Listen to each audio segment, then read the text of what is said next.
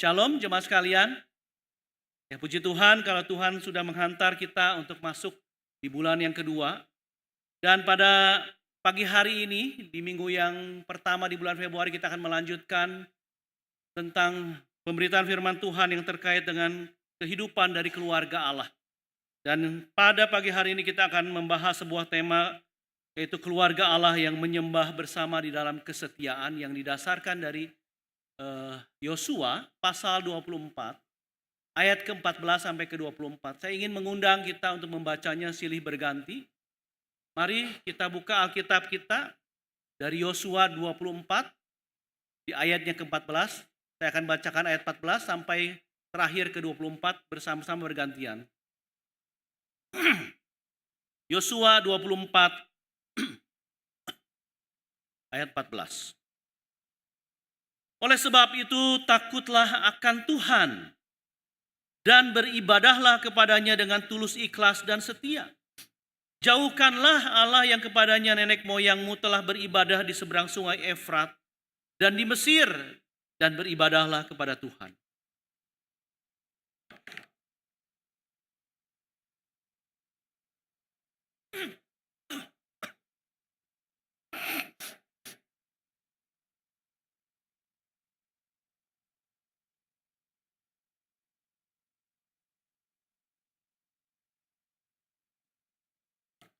Lalu bangsa itu menjawab, jauhkanlah dari kami meninggalkan Tuhan untuk beribadah kepada Allah lain.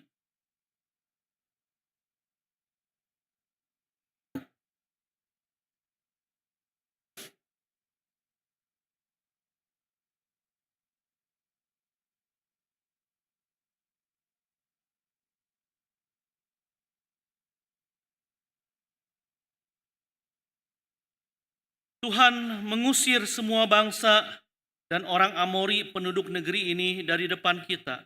Kami pun akan beribadah kepada Tuhan sebab Dialah Allah kita.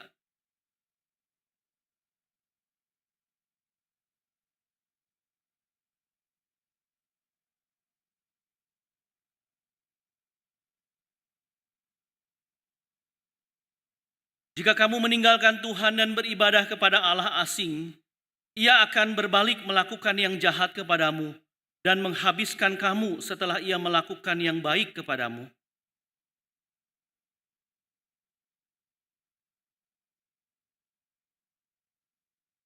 Kemudian berkatalah Yosua kepada bangsa itu, kamulah saksi terhadap diri kamu sendiri bahwa kamu telah memilih Tuhan untuk beribadah kepadanya. Jawab mereka, kamilah saksi.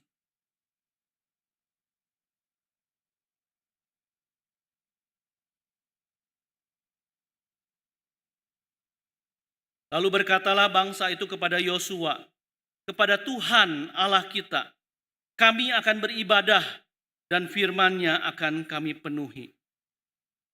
Demikian juga pembacaan firman Tuhan. Saudara, Yosua 24 ini memang disajikan khusus untuk panggilan beribadah bagi umat Israel. Dan kalau saudara baca di sana, saudara bisa hitung ada berapa kali muncul kata beribadah di sana.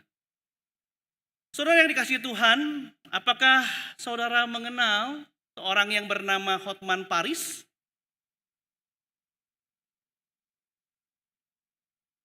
Ya, kita yang aktif bermedia sosial ya, baik di TikTok, YouTube, atau Instagram pasti kenal setidaknya ya. Walaupun kita mungkin belum berjumpa langsung, tapi kita sering melihat wajah ini berkeliaran di media sosial ya.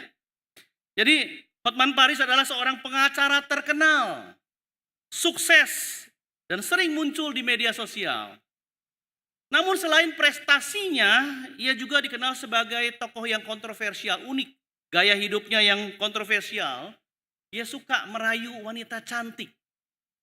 Termasuk kedekatannya dengan banyak perempuan cantik yang sering ia sebut sebagai aspri-asprinya, saudara ya. Ini saya ambil dari salah satu berita, dia punya rencana punya aspri 1000 orang ya, mengalahkan Raja Minyak, saudara ya. Ada yang di sini ada di sini yang suaminya seperti Hotman Paris? Ada? Duduk di belah mana? Saudara, tidak sedikit orang, terutama kaum ibu, yang mengkritik sikapnya. Karena kenapa? Karena dianggap tidak pantas. tidak sopan, tidak setia kepada istrinya. Bahkan dalam salah satu podcast pernah anaknya diwawancara, anaknya berharap bapaknya bisa bertobat katanya. Namun yang menariknya karena dia adalah seorang pengacara ya, dan tugasnya memang membela. Dia membela diri. Dia berkata bahwa dia tidak menyembunyikan apapun dari istrinya katanya.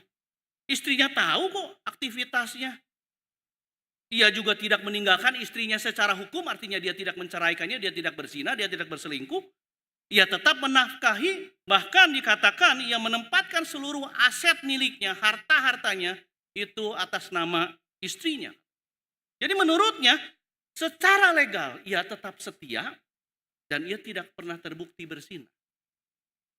Saudara setuju? Nah, disinilah muncul pertanyaan yang penting.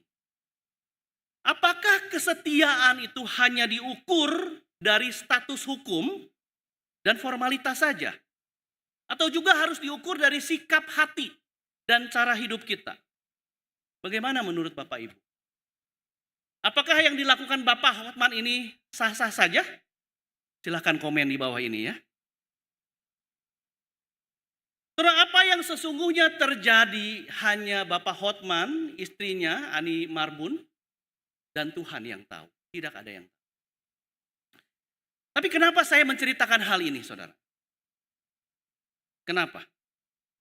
Karena tanpa kita sadari, saudara, pola pikir seperti ini juga bisa muncul di dalam kehidupan orang Kristen.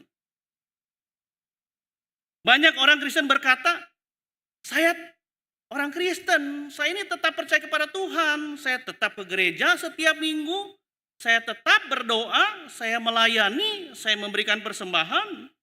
Saya orang Kristen, status saya orang Kristen.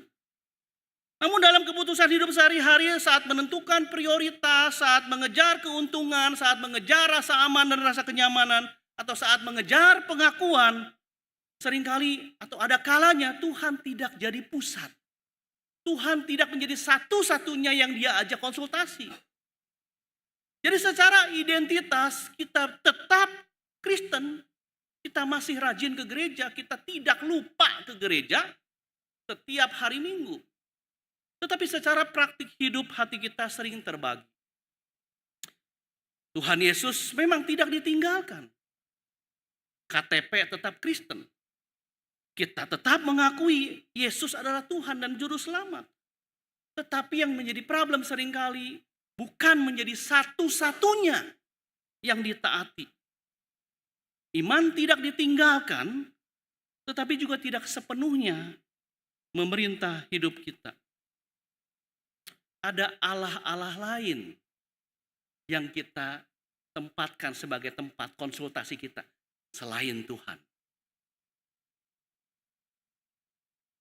Saudara, inilah iman yang sedang dikonfrontasi oleh Yosua 24, saudara. Bangsa Israel pada waktu itu sudah ada di tanah perjanjian, sudah masuk. Mereka sudah menikmati berkat yang tidak perlu mereka usahakan. Mereka hanya tinggal menikmati tanah perjanjian yang penuh dengan susu dan madu. Mereka menikmati berkat Tuhan, mereka juga tetap menyebut nama Tuhan. Maka kalau tadi kita baca di ayat tadi, itu banyak sekali, ada 14 kali kata beribadah kepada Tuhan itu disebutkan di sana.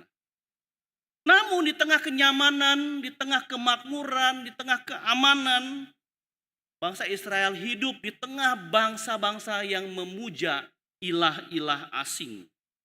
Yang mulai mengambil hati sedikit demi sedikit orang-orang Israel pada waktu itu. Nah, oleh sebab itulah di pasal yang terakhir, Yosua berdiri di hadapan bangsa Israel dan menuntut kejelasan iman bangsa Israel. Yosua menegaskan kepada bangsa Israel, Tuhan adalah Allah yang kudus. Dia layak disembah dengan ketaatan dan kesetiaan. Ibadah kepada Tuhan bukan bicara soal status, bukan soal pengakuan di mulut, tetapi bicara ketaatan dan kesetiaan. Oleh sebab itu, ibadah kepada Tuhan tidak bisa dilakukan setengah-setengah. Bukan setengah hati atau Tuhan tetap ada tetapi dicampurkan dengan Tuhan-Tuhan yang lain. Maka Yosua menuntut umat Israel untuk memperbaharui keputusan iman mereka di hadapan Tuhan.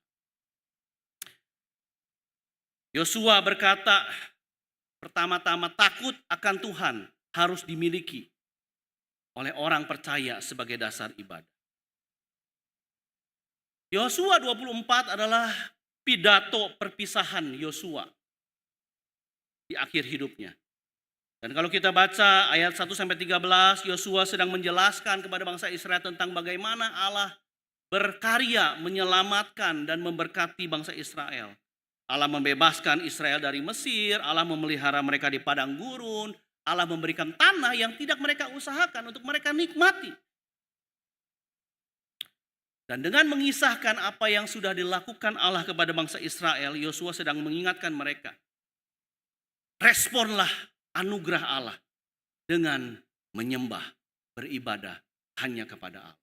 Itulah pesan Yosua kepada bangsa Israel. Ya.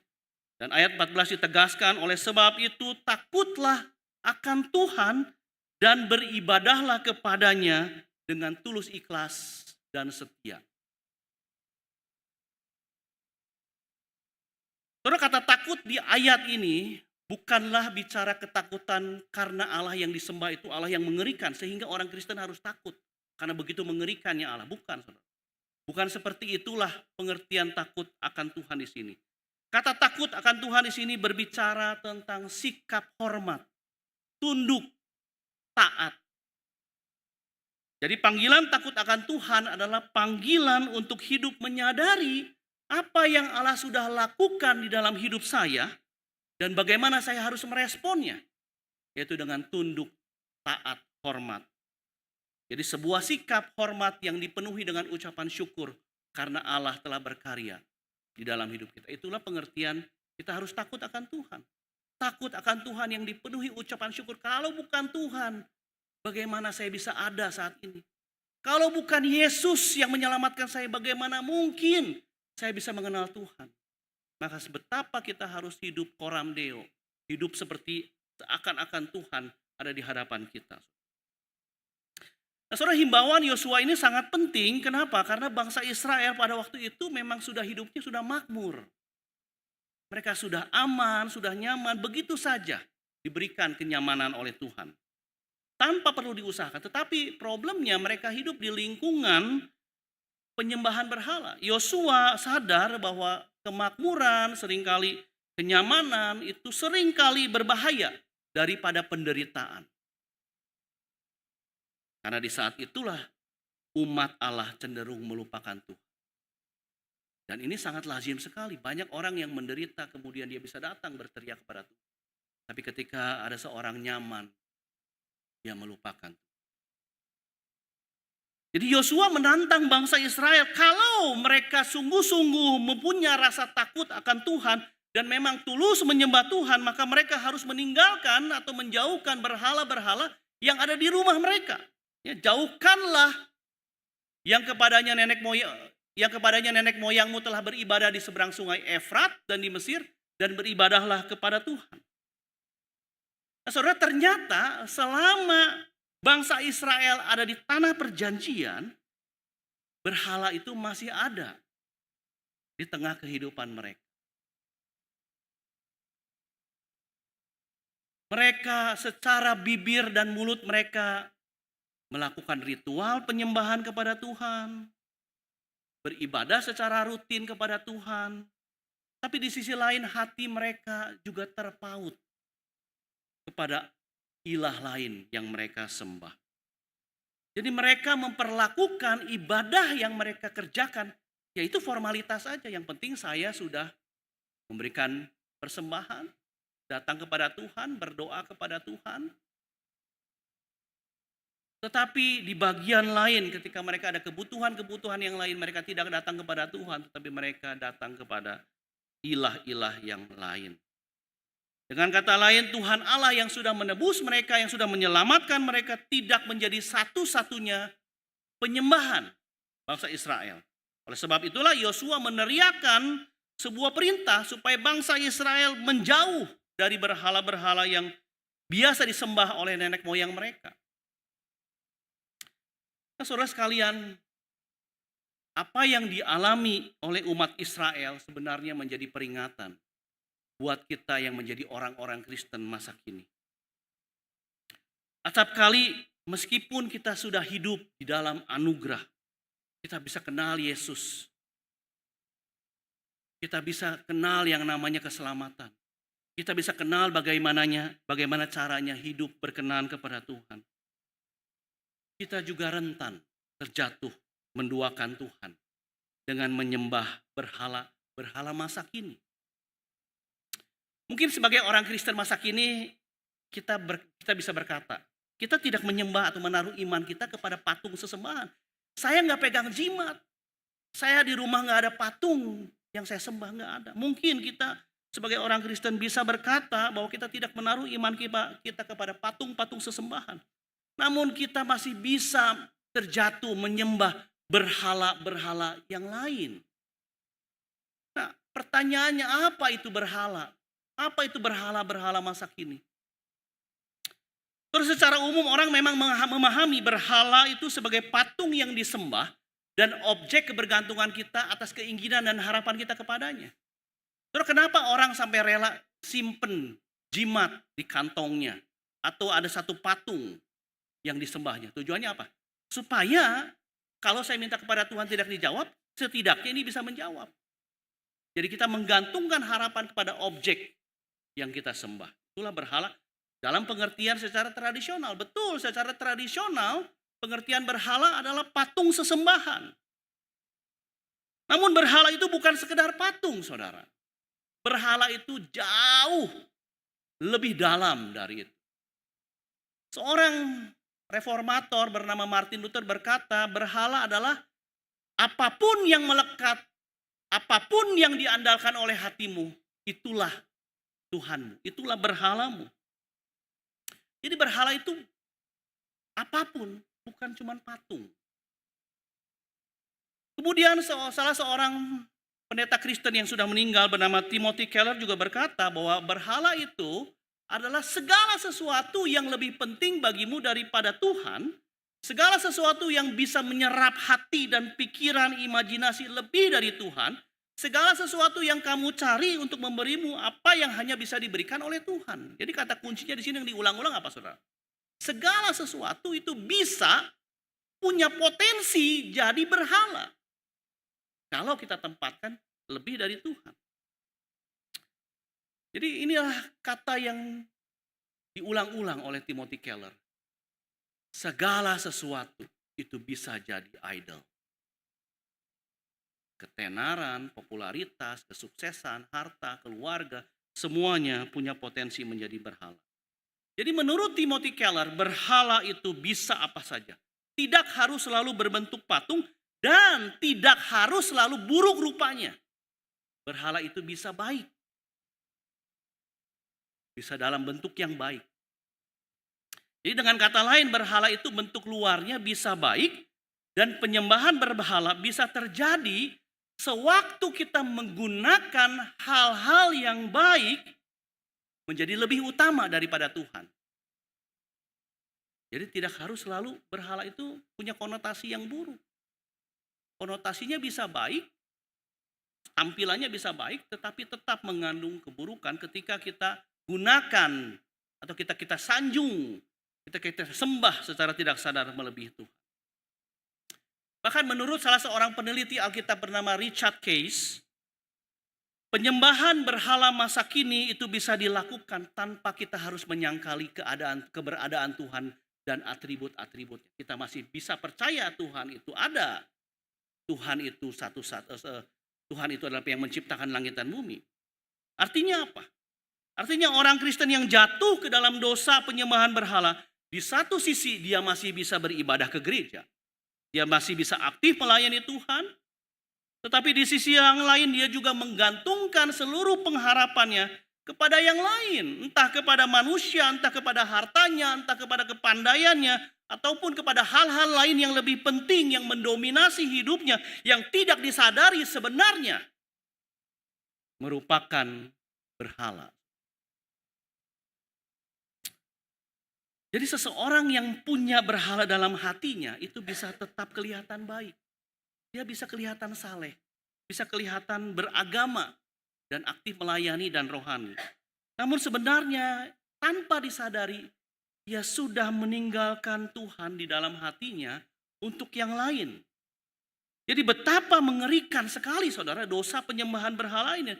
Dan itulah mengapa kalau kita baca Alkitab itu sangat mengutuk keras penyembahan berhala. Alkitab sering menyetarakan idolatry dengan adultery.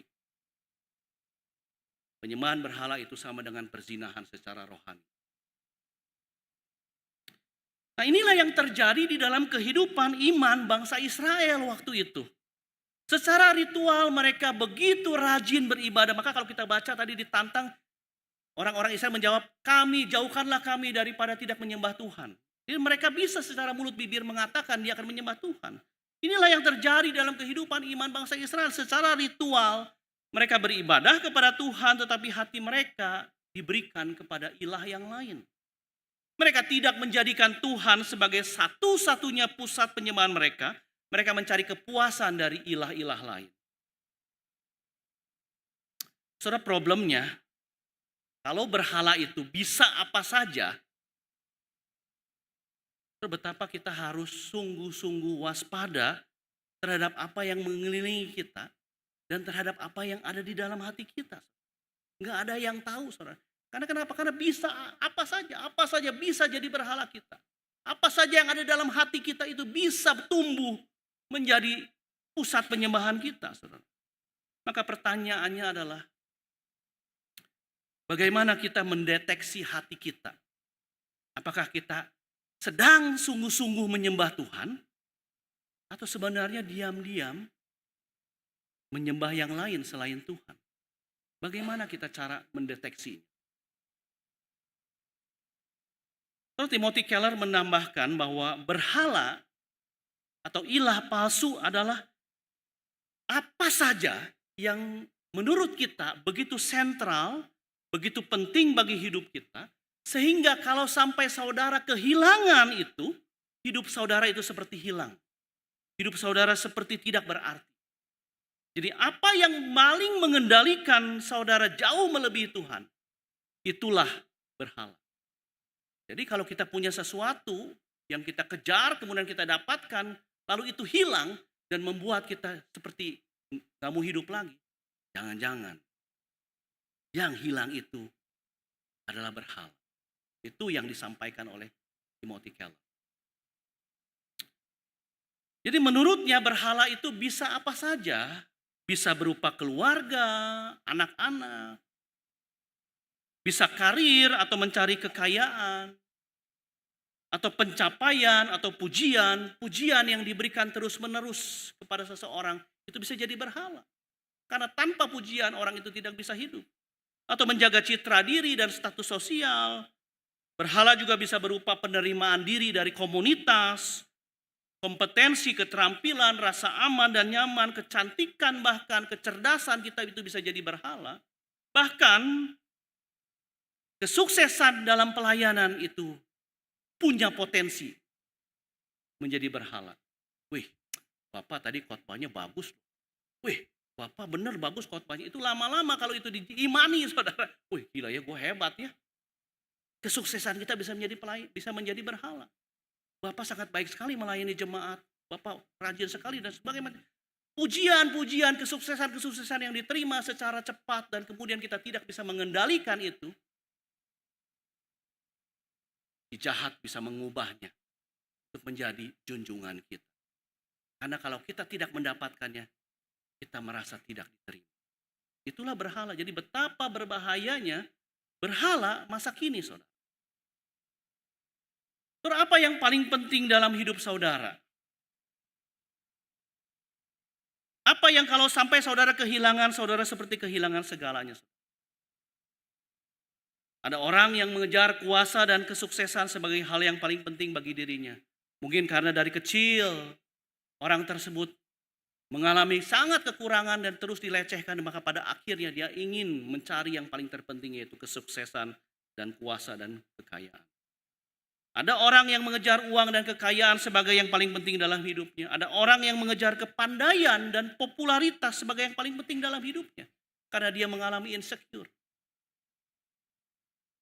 Terus semua yang saya sebutkan tadi, kekayaan, kesuksesan, popularitas itu bukan sesuatu yang salah untuk kita kejar. Bukan, saudara. Kita harus punya posisi yang baik sebagai orang Kristen supaya kita bisa memberikan pengaruh kekristenan kepada dunia. Itu sesuatu yang baik. Bukan menjadi masalah. Tapi yang menjadi masalah adalah kalau kita untuk memperolehnya atau ketika setelah kita memperolehnya, kita kemudian menempatkannya jauh melebihi Tuhan. Itulah yang berdosa, saudara. Itulah yang disebut dengan penyembahan berhala. Ketika kita meninggikan apa yang diberikan Tuhan lebih tinggi dari sang pemberi. Itulah penyembahan berhala. Sebagai orang Kristen kita tahu bahwa Allah harus menjadi pusat penyembahan kita. Kita bisa datang hari ini karena kita diundang oleh tokoh utama dalam ibadah ini, yaitu Allah. Maka jika kita menempatkan apapun yang ada di dalam dunia ini sebagai prioritas hidup kita, meskipun itu adalah hal-hal yang baik, maka kita sebenarnya sedang mengeluarkan Allah dari kehidupan kita, dari pusat hidup kita, dan kemudian kita gantikan dengan berhala yang menguasai hidup kita, yang membodohi kita sebenarnya. So, kenapa orang senang memuja patung? Karena berhala bisa menyenangkan kita. Karena kita menginginkan sesuatu dari berhala. Sedangkan kalau Allah menginginkan sesuatu dari kita. Tapi kita bisa mengendalikan berhala. Padahal sebenarnya ketika kita berpikir kita bisa mengendalikan berhala karena lewat berhala. Berhala bisa memberikan apa yang kita inginkan. Itu bisa dibalik berhala yang kemudian menguasai kita. Oleh sebab itu firman Tuhan berkata, takutlah akan Tuhan dan beribadahlah kepada Dia dengan tulus ikhlas dan setia. Takut akan Tuhan berarti sikap hormat, tunduk yang dibarengi hidup penuh syukur di hari raya. Dan di dalam konteks ini takut akan Tuhan berarti kita menjauhkan segala hal macam duniawi yang bisa berpotensi menduakan Tuhan. Kita jauhkan. Kalau sampai kesuksesan sampai pada akhirnya membuat kita jauh dari Tuhan, kita jauhkan. Kalau sampai akhirnya kepandaian, harta, kekayaan, segala hal yang baik yang kemudian mengambil alih posisi Tuhan, takutlah akan Tuhan. Saudara, tulus dan setia berarti apa? Tidak ada kepura-puraan, tidak ada motivasi tersembunyi ketika kita datang menyembah Tuhan. Jadi secara prinsip Yosua 24 sedang memanggil orang Kristen masa kini untuk berkata tidak kepada ilah-ilah lain. Hanya Yesus satu-satu. Oleh karena itu saudara, di bagian yang kedua, penyembahan sejati kepada Allah itu menuntut keputusan, tanggung jawab, dan komitmen seumur hidup. Di ayat berikutnya Yosua berkata kepada bangsa Israel, tetapi jika kamu anggap buruk untuk beribadah kepada Tuhan, pilihlah pada hari ini kepada siapa kamu akan beribadah. Ini di ayat 15a. Saudara, mungkin kalau kita baca sepintas ayat ini, mungkin ada orang yang menganggap seakan-akan Yosua sedang memberikan kebebasan beribadah kepada umat Israel. Sok silahkan, pilihlah, bebas. Padahal sama sekali tidak, saudara. Yosua ini kan di perjanjian lama ditulis dengan menggunakan bahasa Ibrani dan ditulis 2000 tahun yang lalu kira-kira.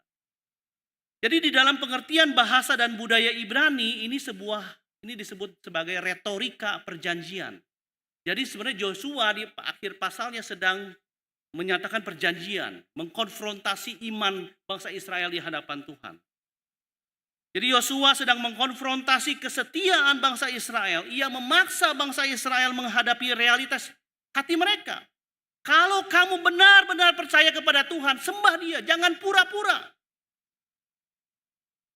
Kalau Yesus adalah Tuhanmu, sembahlah Dia, jangan sembah yang lain.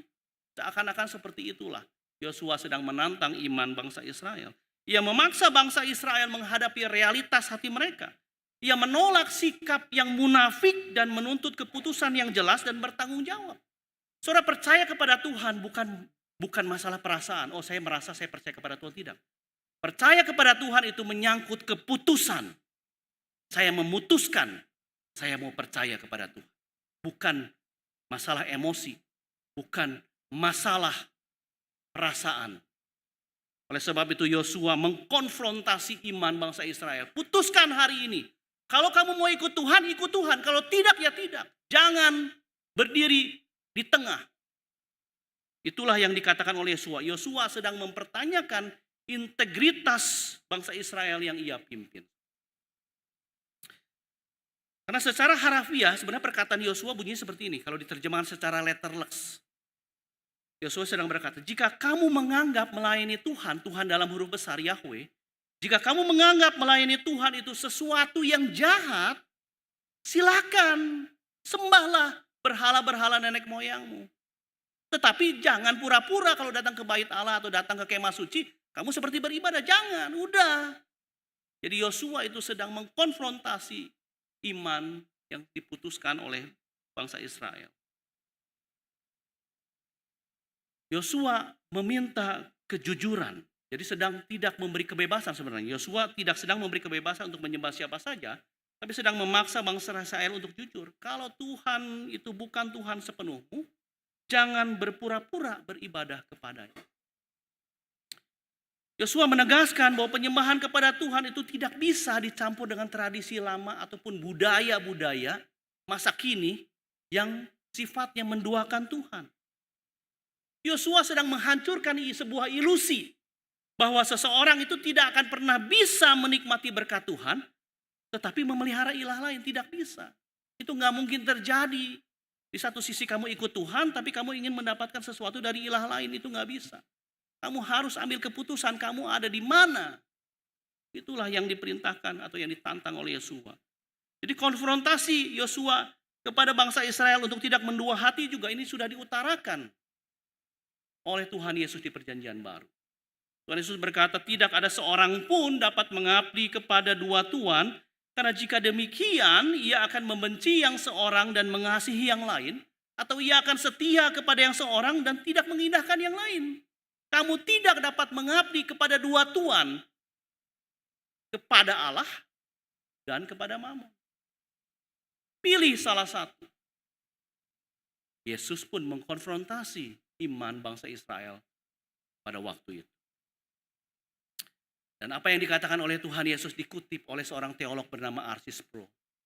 Tuhan tidak pernah menegosiasikan ketuhanannya. Pilihan yang disajikan dalam Alkitab tidak pernah berupa dua pilihan yang setara. Entah kamu mau taat kepada Tuhan atau kamu jadi musuh Tuhan. Hanya ada dua. Ikut Tuhan atau menolak Tuhan. Dan inilah yang juga diperhadapkan kepada kita. Pertanyaan Yosua masih menggema di gereja hari ini. Siapakah yang benar-benar saudara layani? Apakah Yesus masih menjadi Tuhanmu hari ini?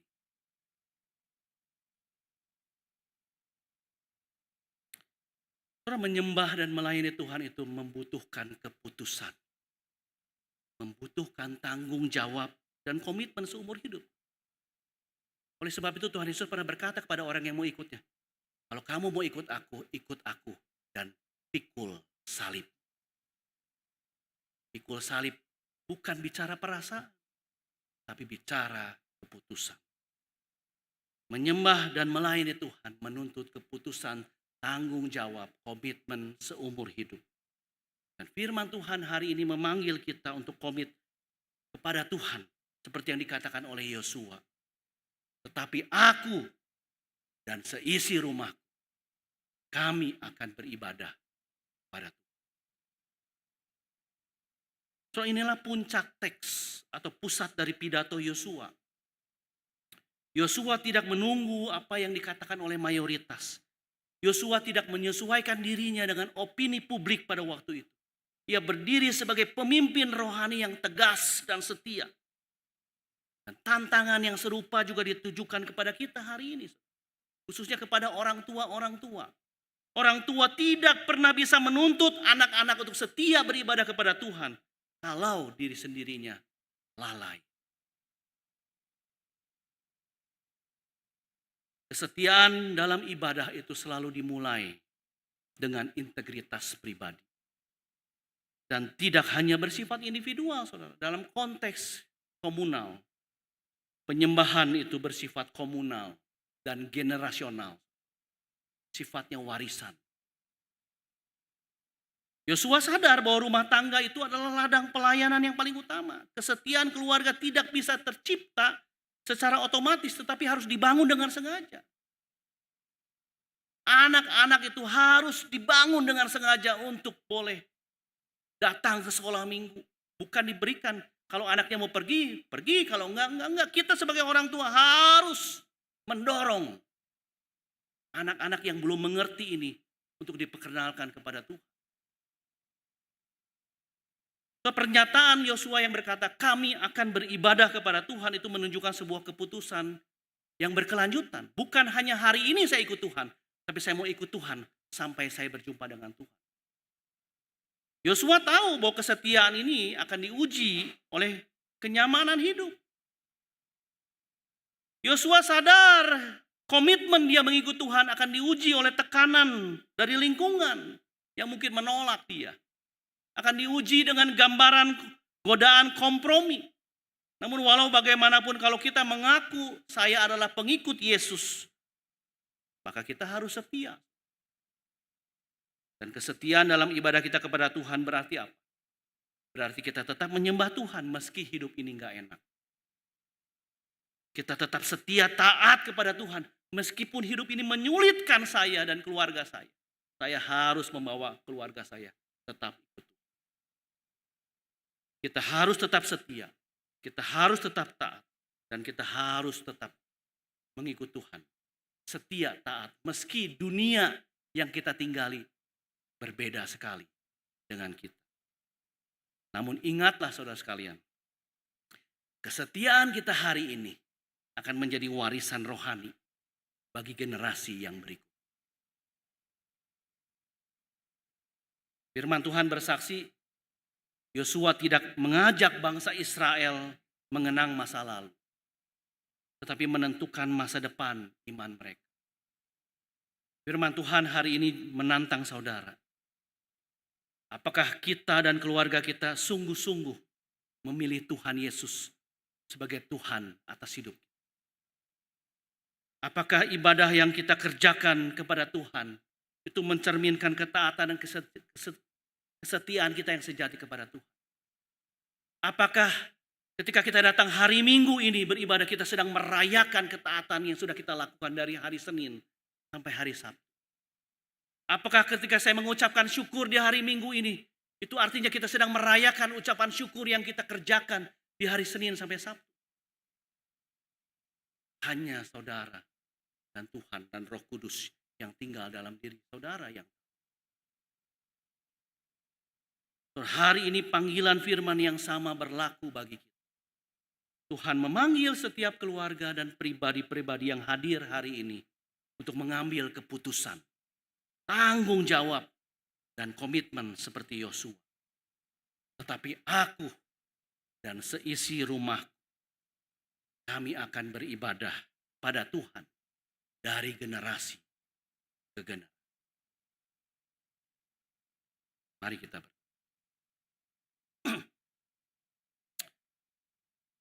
Tuhan, kami bersyukur kalau firman-Mu bukanlah firman yang meninabobokan kami, tapi firman yang sekalipun keras itu mendidik kami. Dan biarlah ketika kami boleh mendengar firman-Mu, boleh menerima firman-Mu,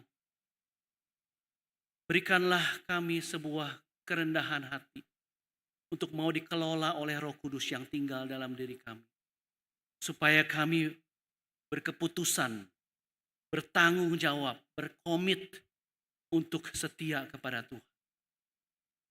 Dan kesetiaan, ketaatan kami kepada Tuhan boleh kami wariskan pada anak cucu kami. Sehingga ketika dunia ini melihat betapa berlimpahnya anak-anak Tuhan yang boleh dipanggil untuk memuliakan Tuhan dan menjadi berkat terang garam di tengah dunia yang semakin gelap. Inilah doa permohonan kami ya Tuhan. Kiranya Roh Kudus boleh memberikan kami kekuatan, kemampuan untuk hidup setia hanya menyembah Tuhan, menjadi satu-satunya Tuhan dalam hidup kami, bukan yang lain. Dalam nama Tuhan Yesus Kristus kami berdoa. Amin. Waktu dan tempat saya kembalikan.